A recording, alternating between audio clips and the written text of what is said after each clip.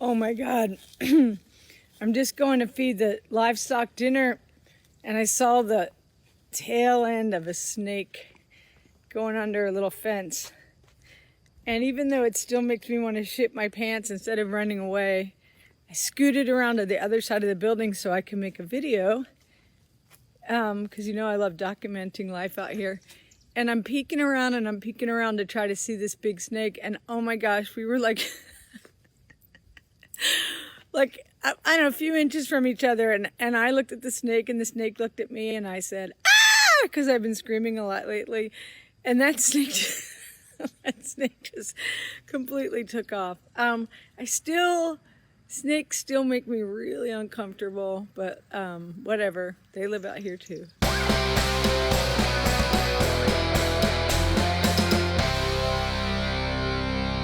The caffeine hasn't totally kicked in. I mean, I haven't had my coffee, but I had to change out my routine today.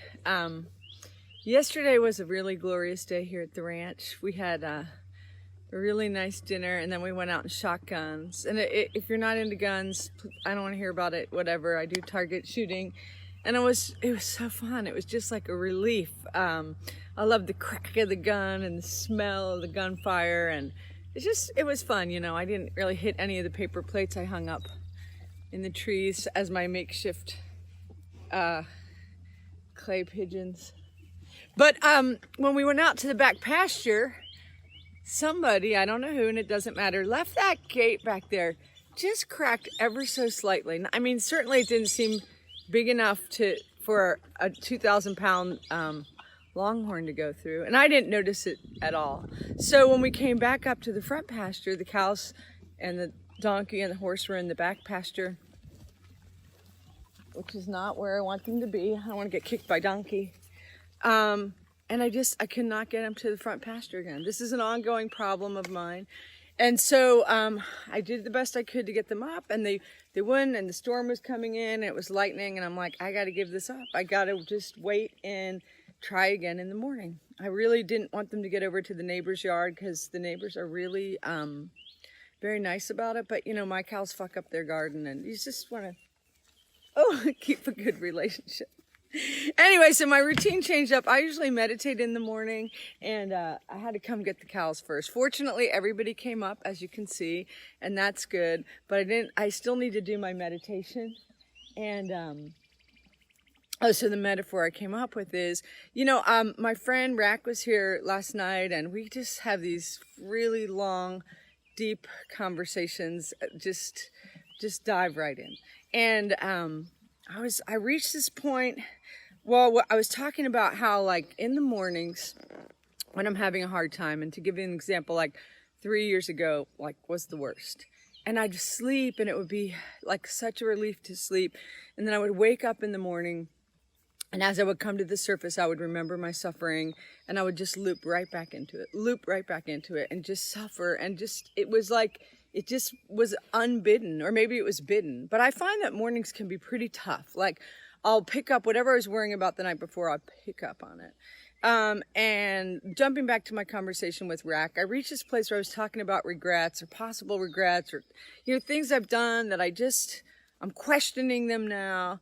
And he made this beautiful point. I wish he was here to make it himself, about how, you know, no, like, you couldn't have the knowledge you have now without having made the choice you made then.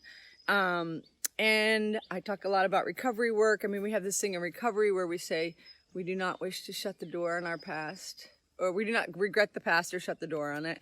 And there's some things I do want to shut the door on, and I do regret.